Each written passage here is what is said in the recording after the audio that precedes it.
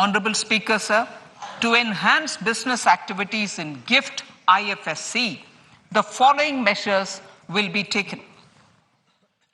Delegating powers under the SEZ Act to the IFSCA to avoid dual regulation.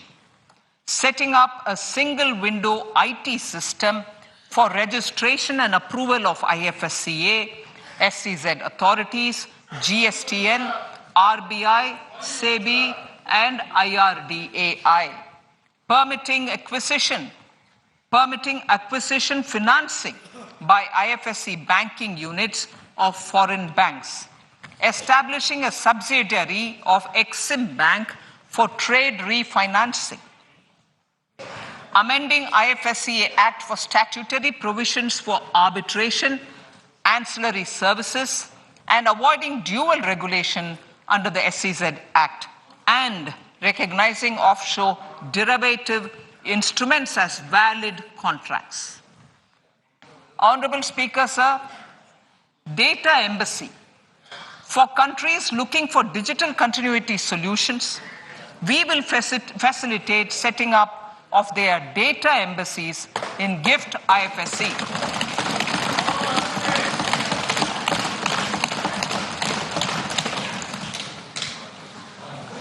Improving governance and investor protection in banking sector.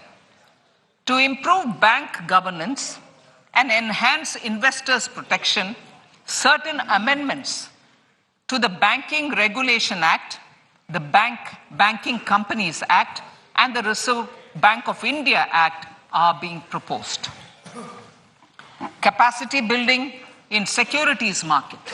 Honorable Speaker, sir, to build capacity of functionaries and professionals in the securities market, SEBI will be empowered to develop, regulate, maintain, and enforce norms and standards for education in the National Institute of Securities Markets and to recognize award of degrees, diplomas, and certificates. A central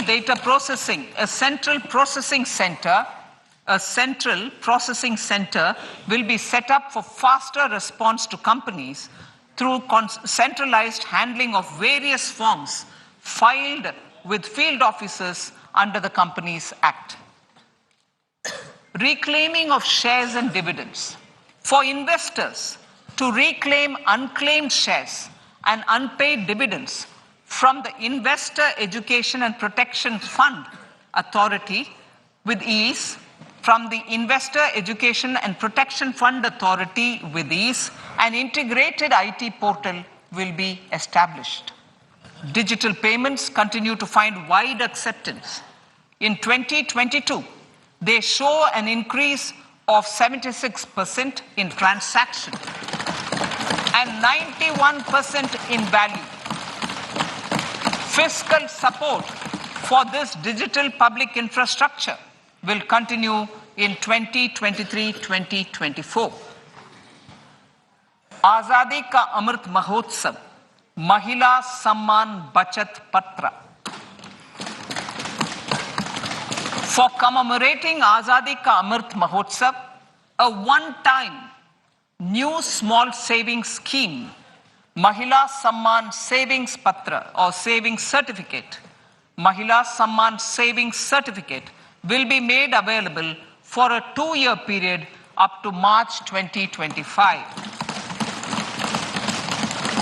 This will offer deposit facility up to 2 lakh in the name of a woman or girls for a tenor of 2 years at fixed interest rate of 7.5% with partial withdrawal option.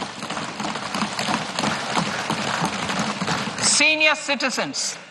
The maximum deposit limit for senior citizens savings scheme will be enhanced from 15 lakh to 30 lakhs of rupees. The maximum deposit limit for monthly income account scheme will be enhanced from 4.5 lakh to 9 lakh for single account and from 9 lakh to 15 lakh for joint account. Honorable Speaker, sir, fiscal management. 50 years interest-free loan to states. The entire 50-year loan to states has to be spent on capital expenditure within 2023-24. Most of this will be at the discretion of the states, but a part will be conditional on states increasing their actual capital expenditure.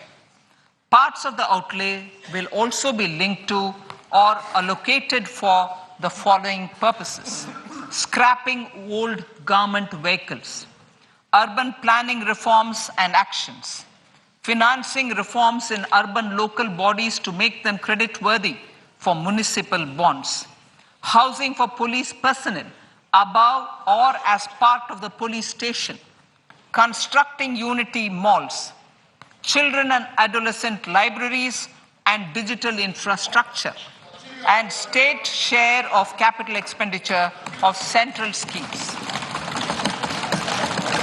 Honorable Speaker, sir, fiscal deficit of states. States will be allowed a fiscal deficit of 3.5% of GSDP, of which 0.5% will be tied to power sector reforms. Revised estimates 2022 to 2023. The revised estimate, Honorable Speaker, sir, of the total receipts other than borrowing is 24.3 lakh crores, of which the net tax receipts are 20.9 lakh crores. The revised estimate of the total expenditure is 41.9 lakh crores of rupees, of which the capital expenditure is about 7.3 lakh crores. The revised estimate of the fiscal deficit is 6.4% of GDP, adhering to the budget estimate. So budget estimates of 2023-24.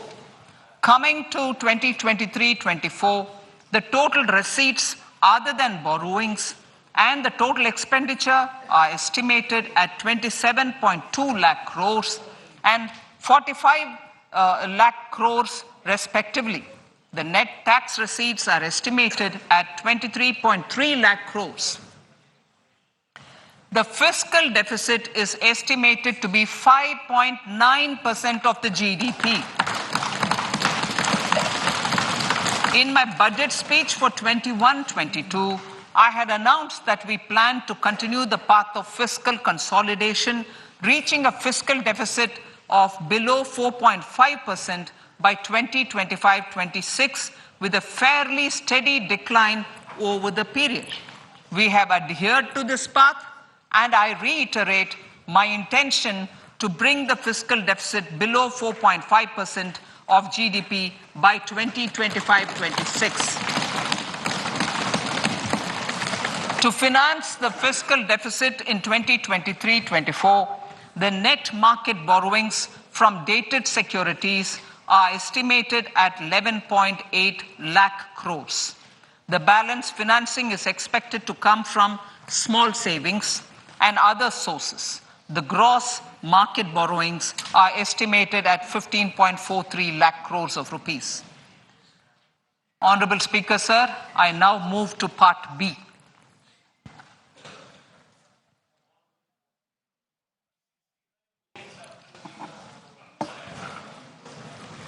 Indirect taxes. My indirect tax proposals will aim to promote exports, boost domestic manufacturing, enhance domestic value addition, encourage green energy and mobility. A simplified tax structure with fewer tax rates helps in reducing compliance burden and improving tax administration. I propose to reduce the number of basic customs duty rates on goods other than textiles and agriculture from 21 to 13. As a result, there are minor changes in the basic custom duties, cesses and surcharges on some items including toys, bicycle, automobiles and naphtha.